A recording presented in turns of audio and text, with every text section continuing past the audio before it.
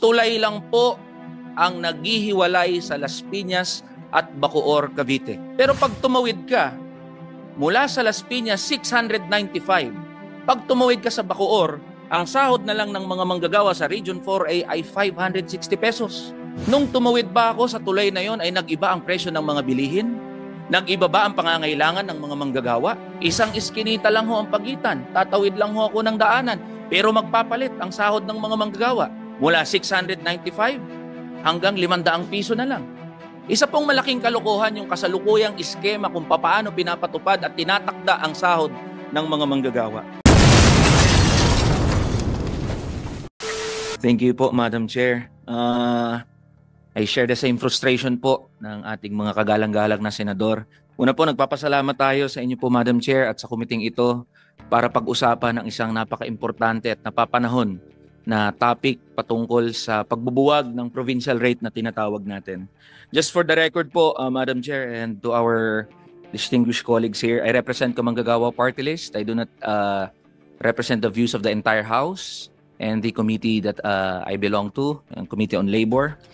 Firstly, we support Senate Bills 111 and 373, yung National Minimum Wage Bill, authored primarily by Senator Amy Marcos. And similar bills in the House have been already filed, such as House Bills 55 and 94. Likewise, we support po the legislated wage increase of 200 pesos. In the House, there are several bills already filed. Among these are the bills filed by Deputy Speaker Raymond Mendoza of TUCP Party List and House Labor Committee Chair Jolo Revilla. And allow me, Madam Chair, to just present, para mabilis po tayo, yung main reasons as to why we support itong pagbubuwag ng provincial rate. Madam Chair, and to our distinguished colleagues, it's been 36 years since the enactment of the Wage Rationalization Act of 1989.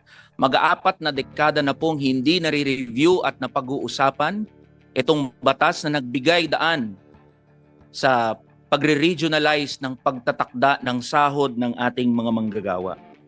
Throughout the years, GDP, real GDP, and labor productivity have been increasing.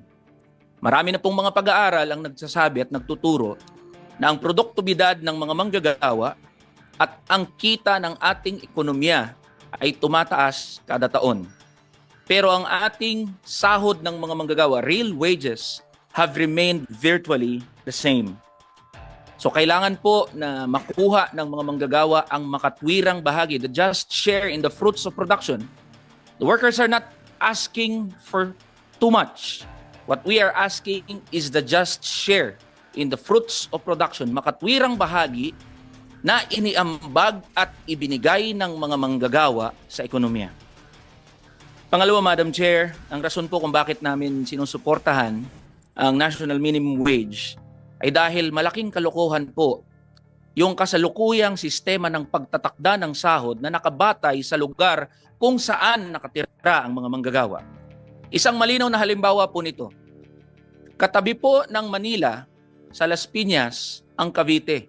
Tulay lang po ang naghihiwalay sa Las Piñas at Bacoor, Cavite. Pero pag tumawid ka, mula sa Las Piñas, 695. Pag tumawid ka sa Bacoor, ang sahod na lang ng mga manggagawa sa Region 4A ay 560 pesos. Nung tumawid ba ako sa tulay na yon ay nag-iba ang presyo ng mga bilihin? Nag-iba ba ang pangangailangan ng mga manggagawa? Hindi naman ho. Kahalintulad yan ng mga manggagawa halimbawa sa Marikina at Cainta, Rizal. Pasig at Cainta, Marikina at Rizal, kung saan poste lang ang naghihiwalay sa dalawang lugar na yun. Yes po, meron din ho halimbawa sa May Kawayan, Bulacan at sa Valenzuela. Isang iskinita lang ho ang pagitan, tatawid lang ho ako ng daanan, pero magpapalit ang sahod ng mga manggagawa mula 695 hanggang 500 piso na lang. Isa pong malaking kalokohan yung kasalukuyang iskema kung paano pinapatupad at tinatakda ang sahod ng mga manggagawa. Pangalawa, Madam Chair, and to our distinguished colleagues here, yung nature of work o yung kalikasan ng paggawa. Ang BPO halimbawa ho, sa Metro Cebu, Metro Davao, Metro Iloilo, Metro Gensan ay parehas ng ginagawa ng BPO worker sa Metro Manila. Ang construction worker sa Visayas ay parehas ng ginagawa ng construction worker sa Metro Manila. Pero bakit ang labor cost para sa mga construction worker dito sa Metro Manila ay 800 piso, samantalang ang mga manggagawa sa probinsya na gumagawa ng parehas na trabaho ay napakababa? Wala hong lohika ang pagtatakda ng sahod, Madam Chair, dito sa RA 6727. Mas mabigat ho ba ang semento dito sa Metro Manila? Mas magaling ho ba ang mga manggagawa dito sa Metro Manila kumpara sa mga manggagawa sa probinsya? Ang sinasabi namin dito, Madam Chair, parehong pagod, dapat parehas din ang sahod. Kanina po, Madam Chair, binanggit na kaya nagkakaroon ng pagkakaiba-iba sa sahod ng mga manggagawa ay dahil doon po sa tinatawag na cost of living. At maganda po na inamin po kanina ng ating mga kasamahan dito na walang uniform na pagtatakda ng cost of living. Pero Madam Chair, pasimplihin na lang po natin ang usapan. Pwede po ba nating sabihin sa harap, halimbawa ng mga Ilocano, ng mga Caviteño, na mas murang mabuhay sa probinsya kumpara sa Metro Manila? Can we really say that? Hinahamon po natin ang ating mga kasama dito na kung kaya nilang sabihin yan dun sa mga manggagawa and on the record, ay sabihin po nila. Dahil iisa lang po ang babanggitin ng mga manggagawa sa probinsya at sa Metro Manila. Ang kinakain nyo dyan sa Metro Manila ay parehas din ang kinakain namin sa probinsya. Ang pangangailangan nyo sa Metro Manila ay parehas din ang pangangailangan namin sa probinsya.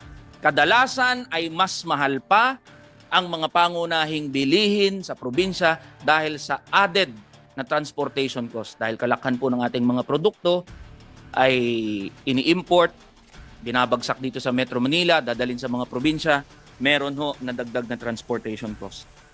Ito po ang ating final na batas, panukalang batas sa House Bill 994, Madam Chair, ay meron pong 5-year transition upang i-address po itong pangamba ng ating mga negosyante na magkaroon ng shock sa ating merkado. Ito rin po ay tatambalan ng isa pang bill, yung Industrial Wage Fixing Mechanism.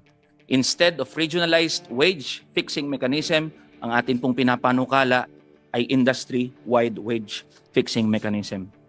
To end, Madam Chair, there is something fundamentally wrong when employers view their workers as just cost in their accounting books.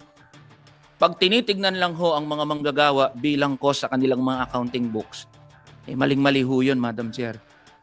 Kasi madali nilang tanggalin yung mga manggagawa dahil nga cost lang sa accounting books ng mga employer. Ang amin pong sinasabi, tignan ang mga manggagawa bilang partners for development. Hindi bilang pabigat sa kanilang mga kumpanya na madali nilang sabihan na dahil tumataas ang presyo ng kung ano-ano mga bagay, tatanggalin namin kayo. Tignan ang mga manggagawa bilang pangunahing salik kung bakit tumatakbo ang mga kumpanya, ang mga pabrika. And that is why, Madam Chair, we support your bill and rest assured this representation will push for the passage of that bill in the lower house. Maraming salamat sa ating minamahal na kinatawan, Eli San Fernando. Very valuable input, therefore, from you. And with that, we acknowledge also the presence of Senator Robin Hood Padilla. Maraming salamat. May opening statement ang aming rockstar ng Senado. Magandang umaga po sa inyong lahat. Ang umiiral na mekanismo ng panrehiyong pagtatakda ng sahod na ipinakilala sa pamamagitan ng Republic Act No. 6727 o ang Wage Rationalization Act ng 1989 ay para isaayos ang pasahod batay sa kalagayang sosyo-ekonomiko ng bawat rehiyon. Sa kalaunan, lumitaw ang malalim na kahinaan ng sistemang ito. Nananatiling malayo ang minimum wage sa karamihan ng mga rehiyon kumpara sa family living wage na nasa pagitan ng 1,000 hanggang 1,300 bawat araw. At higit pa sa mga lugar tulad ng BARM kung saan kinakailangang halaga para sa pamumuhay ay lumalagpas sa 2,000 bawat araw. Subalit nananatili lamang 361 ang umiiral na sahod na siyang pinakamababa sa buong bansa. Kaya inaasahan po natin na itong pagdinig na ito sa pamamagitan po ng ating minamahal na Senadora Amy Marcos, kasama po ang ating idol Raffy Tulfo, ay atin pong masiayos ang mga suweldo ng ating manggagawa. Maraming salamat po.